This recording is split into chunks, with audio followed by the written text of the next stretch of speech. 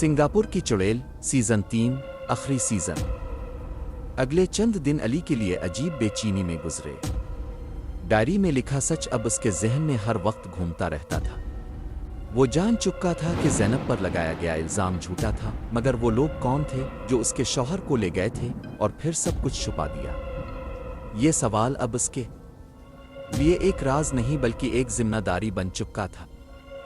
एक रात अली और फहद इसी मौजू पर बात कर रहे थे कि अचानक अली के फ़ोन पर एक नामालूम नंबर से पैगाम आया। पैगाम में सिर्फ एक जुमला लिखा था, सच समंदर के पास दफन है। अली के जिस्म में सर्द लहर दौड़ गई। सिंगापुर में इस वीरान कॉलोनी से ज़्यादा दूर नहीं एक पुराना साहिली इलाका था जहां बरसों पहले बहुत सी पुरानी इमारतें और गोदाम हुआ करते थे। अली को महसूस हुआ कि यही वो जगह है जिसका इशारा दिया जा रहा है।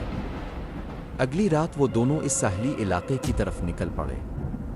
रात गहरी थी और समंदर की लहरों की आवाज़ दूर तक सुनाई दे रही थी।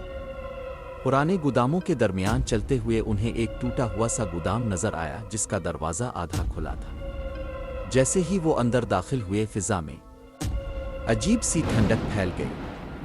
अचानक अली को महसूस हुआ जैसे कोई उनके पीछे खड़ा हो। इसने पलट कर देखा तो ज़ैनब का साया वहां मौजूद था। इस बार वो खामोशी से एक तरफ इशारा कर रही थी।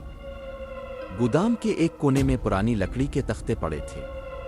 अली ने उन्हें हटाया तो नीचे जमीन में एक पुराना सा लोहे का दरवाज़ा नजर आया। बड़ी मुश्किल से उन्होंने इसे खोला और नीचे उतरने लगे। नीचे एक तंग सा तहखाना था जहां मिट्टी और नमी की बो फैली हुई थी। अचानक फहद की टार्च की रोशनी एक चीज पर पड़ी और वो साकित रह गया। जमीन पर एक पुराना डब्बा पड़ा था जिसके अंदर कुछ पुराने कागजात और एक शनाख्ती कार्ड था। वो ज़ैनब के शौहर का था। कागजात में एक खुफिया कारोबार के सबूत थे। इससे साफ जाहिर होता था कि कुछ ताकतवर लोग गैर कानूनी काम कर रहे थे और ज़ैनब के शौहर को इसका इल्म हो गया था। इसी वजह से इसे रास्ते से हटा दिया गया। मगर जब ज़ैनब ने सच जानने की कोशिश की तो सारा इल्ज़ाम इसी पर डाल दिया गया ताकि असल लोग बच जाएं। जैसे ही अली ने वो कागजात हाथ में लिए, अचानक तहखाने में तेज हवा चलने लगी। दीवारों पर साए हिलने लगे और एक भारी आवाज गूंजी। वही चेहरे जिन्हें अली ने पहले सायों में देखा था जैसे अंधेरे में उभरने लगे। माहौल इतना बोझल हो गया कि सांस लेना मुश्किल महसूस होने लगा। इसी लम्हे ज़ैनब का साया दोबारा जाहिर हुआ। इस बार वो पहले से ज्यादा वाज़ेह था।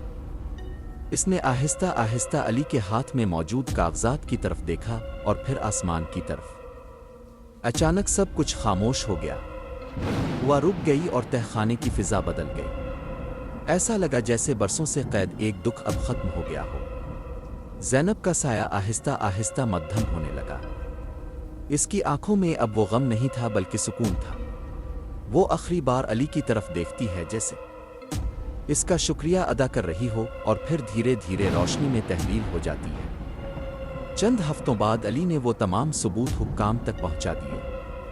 पुराने केस की दोबारा तफ्तीश शुरू हुई और आखिरकार हकीकत सामने आ गई। ज़ैनब का नाम साफ हो गया। वो औरत जिसे बरसों तक लोग चुड़ैल कहते रहे, दरअसल एक मजलूम थी जिसके साथ नाइंसाफी हुई थी। इसके बाद इस वीरान घर के बारे में अजीब बात सामने आई। लोग कहते थे कि अब वहां रात के वक्त कोई साया नजर नहीं आता। खिड़की हमेशा खाली रहती है और घर के इर्द गिर्द वो अजीब ठंडक भी खत्म हो गई है, जैसे बरसों से भटकती एक रूह आखिरकार आजाद हो गई हो। मगर एक रात जब अली सिंगापुर छोड़ने से पहले आखिरी बार इस कॉलोनी के पास से गुजरा तो उसने एक लम्हे के लिए इस घर की खिड़की की तरफ देखा। खिड़की बिल्कुल खाली थी, मगर इसे यूं महसूस हुआ जैसे हवा में एक हल्की सी सरगोशी अब भी मौजूद है। एक खामोश आवाज जो कह रही हो कि सच कभी हमेशा के लिए दफन नहीं रहता।